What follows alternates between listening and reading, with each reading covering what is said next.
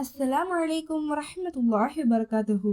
அல்லாஹ்வின் மாபெரும் கிருபையால் ஹாஜி எம்.ஏ. குலாமேதீன் அவர்களின் பேத்தியும் ஜி முஹம்மது இஸ்மாயில் அவர்களின் மகள் எம். சாஜிதா பானு அவர்கள் சதகா திட்டத்தை மிகச் சிறப்பாக செய்து வருகிறார்கள். பெண்களால் உருவாக்கப்பட்ட ₹1 சதகா திட்டத்தின் மூலம் வாழ்வாதார உதவி 1,50,000 ரூபாய் செலவில் வீடு கட்டி கொடுக்கப்பட்டது. உங்கள் அனைவருடைய பங்களிப்பையும் எங்கள் முழு உழைப்பையும் கொண்டு வீடு கட்டி வழங்கப்பட்டது.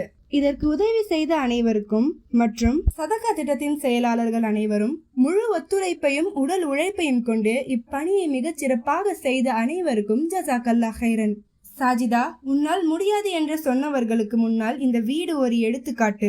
சதகா திட்டத்தின் மூலமாக வாழ்வாதார உதவி இதுவரை 7 வீடுகள் கட்டி கொடுக்கப்பட்டுள்ளது.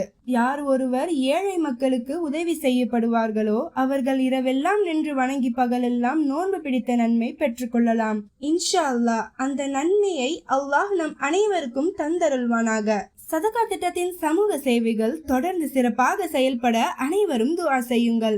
என்றும் நற்பணியில் நன்மையை ஏவுவோம், தீமையை தடுப்போம். இவன் சதகா திட்டத்தின் தலைவி எம். சாஜிதா பானு மற்றும் செயலாளர்கள்.